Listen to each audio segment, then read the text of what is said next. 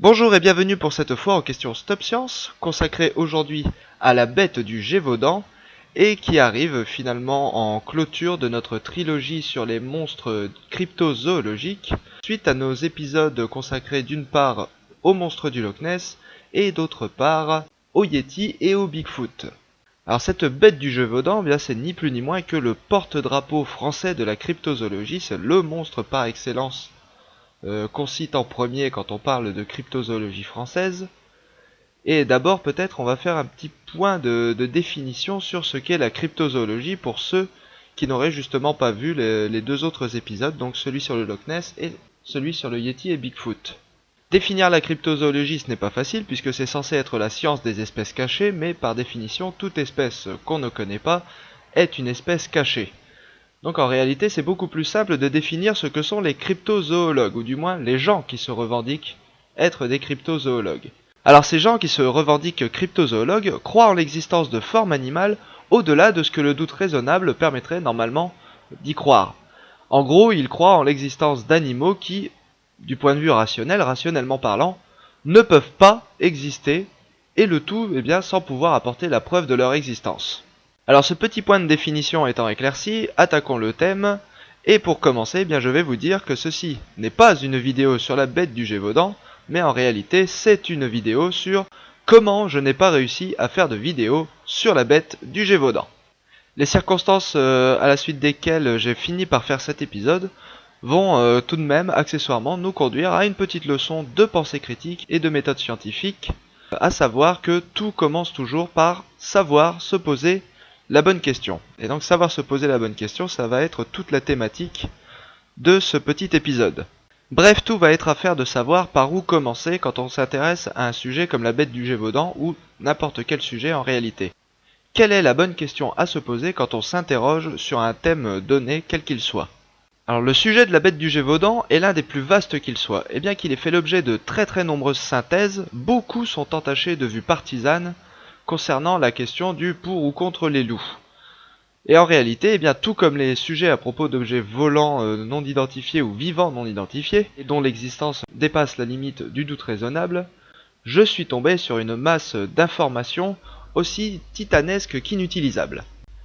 Alors en vrac, pour internet et la littérature faisant autorité sur la bête, qu'est-ce que c'est? Google, à lui tout seul, nous ressort presque 200 000 réponses, et des théories qui, pour quelqu'un qui ne connaît pas le dossier, paraîtront d'emblée complètement tirées par les cheveux. Des complots, des Illuminati, de la politique, le pape, une hyène, un lycan, un mastif dressé pour tuer, encore des complots, un loup-garou, une vendetta, non pas celui-là, des serial killers, le diable en personne, ainsi que toute sa cohorte de monstres, de démons et de magie noire, mais encore un babouin, ou bien encore un monstre préhistorique, bien entendu. Il ne manque plus à tout cela que des extraterrestres et des OGM, et on aura le tiercé gagnant de la pseudo-science. Je dis stop. Stop et encore stop. Non mais attendez les gars, avant de vous demander ce que pouvait être la bête du Gévaudan, avez-vous seulement pensé à vérifier que la bête du Gévaudan a réellement existé? Alors évidemment ça peut paraître une question débile, et évidemment je les vois venir, les contestataires, mais qu'est-ce qu'il raconte? Il connaît rien au dossier ce mec, tout le monde sait que la bête du Gévaudan a existé, il y a même des gens qui l'ont vue. Moi ça me semble quand même une question essentielle de vérifier l'information, et du coup je réponds pourquoi faire vérifier l'information? Je sais pas, moi, ça me semble être le minimum avant de se lancer dans tout un tas de théories aussi capillotractées les unes que les autres. La question que je me pose quand je m'intéresse à n'importe quel sujet est pourtant extrêmement simple. L'événement a-t-il réellement eu lieu? Et dans ce cas, est-ce que l'événement bête du Gévaudan existe? Tout simplement. Il paraît pourtant évident que c'est la première et même la seule question à se poser, c'est la seule qui est réellement de l'importance, si l'on souhaite commencer à parler de ce sujet, ou de n'importe quel sujet d'ailleurs. Si la réponse est oui, comme on s'y attend d'ailleurs, c'est super, lançons-nous dans les spéculations, les théories, les complots, les monstres, les hyènes, les lycans et je ne sais quoi, c'est parti, on donne libre cours à notre imagination, pourquoi pas. Mais imaginez une seule seconde que la réponse soit non. Imaginez une seule seconde que l'événement bête du Gévaudan a été complètement inventé. Là, désolé de briser vos rêves, mais toutes ces belles théories ne vous servirait plus qu'à expliquer le pourquoi du comment d'un événement qui n'a certainement jamais eu lieu, qui n'existe peut-être même pas du tout en réalité. Alors commençons notre approche rationaliste par rechercher ce qu'il nous resterait de la bête du Gévaudan. Eh bien en réalité, il ne nous reste rien de la bête du Gévaudan, pas même au Jardin des Plantes, donc l'actuel Muséum d'Histoire Naturelle de Paris, qui était autrefois le cabinet du roi. Rien n'a été conservé de cette bête du Gévaudan, pas même un squelette, un crâne, un spécimen empaillé ou quoi que ce soit. Tout a été perdu de cette bête du Gévaudan et donc on ne peut pas appliquer dessus d'analyse ADN ou même ne serait-ce qu'une simple analyse d'anatomie comparée qui nous permettrait éventuellement de connaître la vraie nature de cette bête du Gévaudan. Alors tout ce qu'il nous reste, eh bien c'est des témoignages puisque cette bête, des gens l'ont vue. Il y a des gens qui ont survécu aux attaques de la bête, il y a des gens qui ont vu des attaques de la bête. Et donc ces gens ont pu faire des descriptions de la bête du Gévaudan. Alors oui, on a des textes, oui, on a des témoignages, mais ils sont très anciens, donc je rappelle que les faits remontent entre 1764 et 1767, et les descriptions sont très souvent contradictoires. Vous avez ceux qui disent que c'était un loup, ceux qui disent que c'était trop gros pour être un loup, et même ceux qui disent que ça avait des écailles comme un crocodile. Donc en gros, on a vraiment des témoignages qui vont dans tous les sens. Et en plus, eh bien, tous ces témoignages sont complètement entachés de superstitions. Donc je rappelle que le Gévaudan à l'époque est un endroit très sauvage, très rural. Et donc la superstition y est très très forte. Donc voilà, à part ces textes, il ne nous reste plus rien. Et donc on est obligé de croire ces on-dit sur parole sous peine de n'avoir aucun matériel à se mettre sous la dent. En gros, on en est réduit à croire ces témoignages. Or, comme le Dr House nous le dit si bien, tout le monde ment. Et du coup, par quoi commencer? Eh bien, on peut peut-être tout simplement voir s'il y a réellement eu plus de morts durant cette période, dues à des attaques de prédateurs en particulier, que durant les autres années.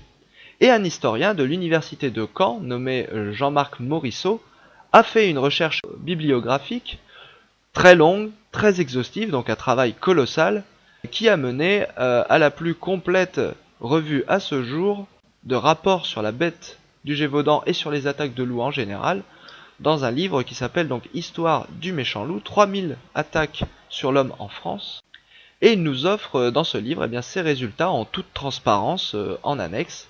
Et ces résultats apparaissent dans ce livre sous une forme beaucoup plus lisible qui est un diagramme qui nous montre le nombre de victimes d'attaques d'animaux sauvages en fonction du temps.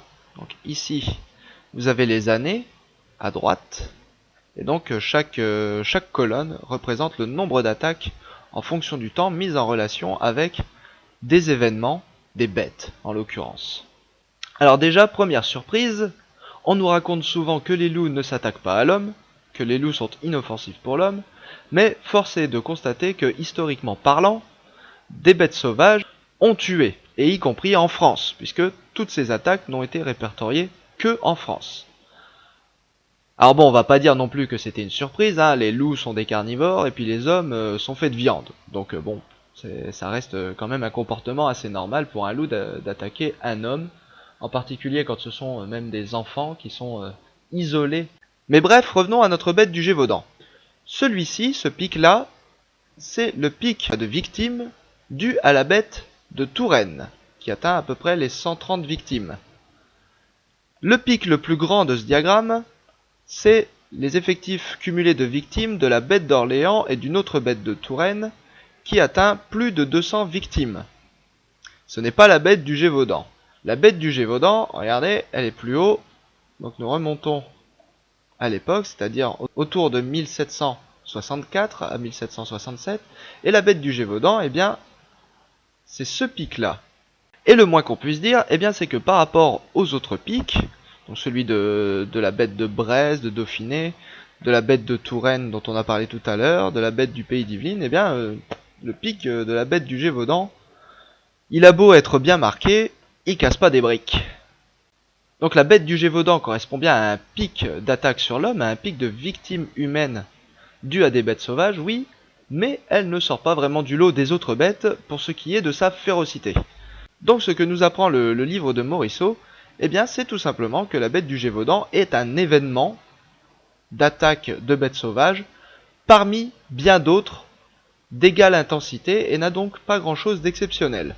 Ce diagramme vient du livre de Morisot de 2008, Histoire du méchant loup, mais depuis il a réactualisé ces données, avec plus de 4000 attaques recensées, dans un article sorti en 2014, et qui est accessible en ligne, et je vous mettrai d'ailleurs le lien dans la description pour que vous puissiez juger de la qualité de ces données en toute transparence. J'ai récupéré toutes ces données que j'ai rangées dans un tableur Excel, ce qui m'a permis bien de refaire moi-même les diagrammes faits par Morisot pour la figure de son livre. Donc voici à peu près ce que ça donne. Alors, Morisot fait bien le distinguo entre les loups mangeurs d'hommes et les loups enragés. C'est un distinguo qui est très important, hein, puisque les loups enragés s'attaquent à peu près à tout et à n'importe quoi, pourvu que ça leur passe sous le nez, alors que les loups mangeurs d'hommes sont de vrais anthropophages, c'est-à-dire qu'ils s'attaquent à l'homme. Donc, le diagramme de Morisot qu'on a vu tout à l'heure, donc celui de 2008, ne compte que les loups mangeurs d'hommes et pas les loups enragés. Et donc là, voici la version réactualisée du même diagramme, donc pas dans le même sens, hein, ce coup-ci les années sont en bas et les victimes sont ici. Et donc l'événement bête du Gévaudan, il est toujours là, et il est toujours d'intensité moyenne par rapport, vous voyez, à cet événement-ci, ou bien encore à cet événement-là, donc le fameux événement de la bête de Touraine et d'Orléans, dont on parlait tout à l'heure, et qui dépasse là, cette fois, les 250 victimes. Et là, ce qui est intéressant de voir, c'est que j'ai pu calculer une moyenne. Alors une moyenne que j'ai calculée entre 1668, c'est-à-dire le début de l'état civil, et 1860, c'est-à-dire le début du déclin du loup en France. Et alors là, cette moyenne, elle atteint à peu près les 50 victimes.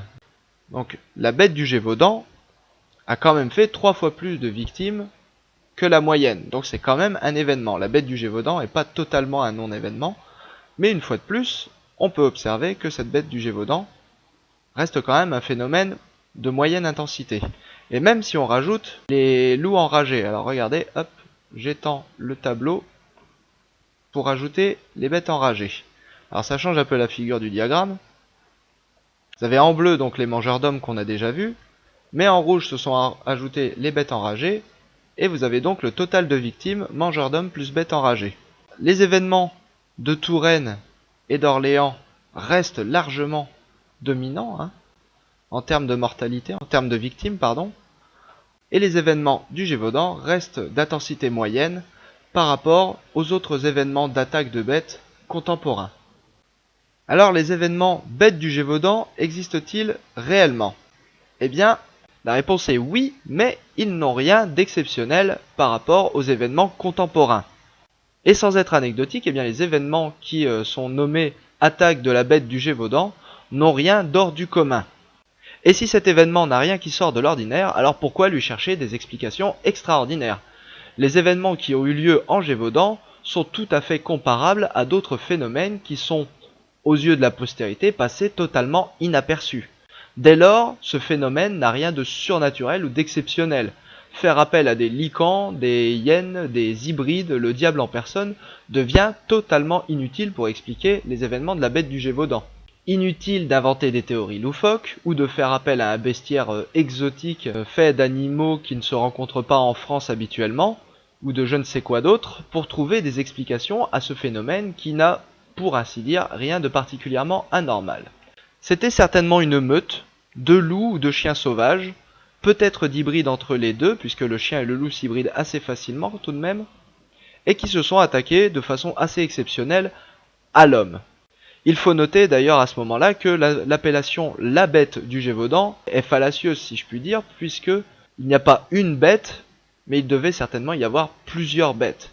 Et il y a peut-être eu une meute entière de loups, voire même plusieurs meutes de loups. Je rappelle que les événements de la bête du Gévaudan se sont quand même déroulés en 2 fois sur un territoire très très grand, donc il y a très forte probabilité qu'il y ait eu plusieurs bêtes incriminées et pas seulement qu'une seule. Le tout a peut-être même été assorti d'un ou deux brigands qui, passant par là, ont entendu dire que dans la région du Gévaudan, quand on assassinait quelqu'un, eh bien la populace pensait que tout de suite que c'était une bête qui était responsable des crimes. Donc ma foi, pourquoi pas se faire plaisir. Évidemment là, je spécule, mais tout de même ça reste assez rationnel. L'événement bête du Gévaudan ressemble donc à la plupart des autres événements d'attaque d'animaux sauvages qui ont eu lieu en France. L'intervention d'animaux bien de chez nous suffit très bien à expliquer cela. Alors le seul reproche qui a été fait à Morisot par rapport à son jeu de données, c'est qu'il associe un peu trop vite le mot bête et le mot loup. Alors pour rappel, au Moyen-Âge, le mot bête, qui s'écrivait best et en occitan se disait bestia, je rappelle que le Gévaudan était en pays occitan, eh bien ne désigne pas que les loups, il désigne une catégorie d'animaux rassemblant en fait la plupart des animaux qui sont considérés comme nuisibles, voire dangereux pour l'homme.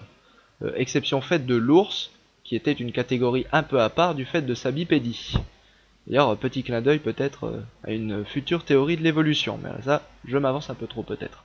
Pour mémoire, la région du Gévaudan, située dans le Massif central, donc ici sur cette carte de France, eh bien, était encore relativement sauvage à l'époque, et les attaques d'animaux sauvages n'y étaient absolument pas rares. Et c'est ce que suggère cette carte, qui est toujours extraite du livre de Morisot de 2008. Qu'elles aient été plus concentrées dans le temps, au point de faire penser à la présence d'une bête dévastatrice, peut avoir de multiples raisons écologiques, climatiques, ou alors... Cela pourrait signifier que ce segment du temps contient une spécificité cosmique intrinsèque, un peu comme si c'était le point d'intersection de l'ensemble du continuum espace-temps, à moins que ce ne soit une vulgaire coïncidence. En tout cas, de bêtes monstrueuses il n'y a point, tout juste discerne-t-on à peine une recrudescence d'attaques d'animaux sauvages, supposément des loups. Et je dis bien supposément. Et finalement, eh bien, si de base je ne peux même pas être sûr qu'il y a réellement eu une bête, ben je vois pas comment je pourrais faire une dissertation sur ce que pouvait être cette bête, ou quelle était sa nature, ou quelle était sa place dans la classification animale. S'il n'y a pas de bête, il n'y a rien à faire. Sa célébrité, la soi-disant bête, ne la doit pas à sa cruauté, elle la doit à sa surmédiatisation. Déjà à l'époque, eh bien, les journaux en avaient fait les gros titres. Je rappelle que l'imprimerie est rentrée depuis peu de temps en France et que les journaux eh bien, se distribuaient pour la première fois dans l'histoire à très grande échelle. Et encore aujourd'hui, la bête du Gévaudan jouit d'une très très grande popularité, en particulier cinématographique, avec le film Le Pacte des Loups, bon, qui date déjà de 2001, et puis encore récemment dans Wolfman. L'homme a besoin d'une bonne canne dans les bruyères. J'ai fait l'acquisition de celle-ci dans le Gévaudan, il y a des siècles de cela. Donc surmédiatisation et rien d'autre. Et cette célébrité, eh bien les loups en font toujours les frais aujourd'hui à notre grande dame. Qu'une espèce protégée soit abattue par un chasseur et seulement quelques blogs écolos vous le diront, mais qu'une brebis se fasse ne serait-ce que mordre par un loup dans un coin paumé de France, et alors là ça fera la une des journaux. Mais les temps ont changé, les loups ont complètement disparu de France depuis et font une rentrée timide on va dire, et leur menace a disparu du coup avec eux.